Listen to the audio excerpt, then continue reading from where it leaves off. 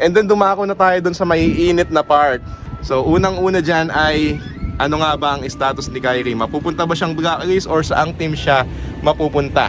Eto na yung inaabangan ng lahat. Nako, naka-ready na yung mga pang-clip nila, yung mga reorder. So sasagutin ko na yan, okay? Para hindi na kayo nahihirapan kakaisip kung ano ang magiging status ni Kyrie. Well, honestly, kung status ang tanungan, hindi ko alam dahil hindi namin siya hawak.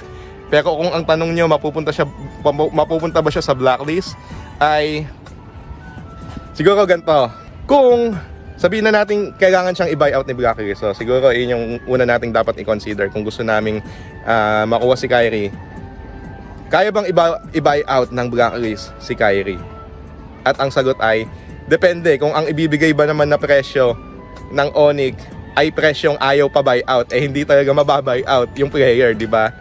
Pero kung magbibigay naman sila ng reasonable price, eh go yun, di ba? Pero ito pa isang kailangan nyong i-consider. Nung nagpunta ng Indonesia si Kyrie, dun siya nakapag-build ng malaking fanbase. Sa YouTube na or sa iba pang social media platform, dun siya nakapag-build ng malaking fanbase, okay? At dahil sa na-build niyang fanbase na yon, kaya siya kumikita ng malaki. Kaya siya nagkaroon ng malaking income at iba't ibang revenue na nanggagaling sa kanyang iba't ibang social media platform.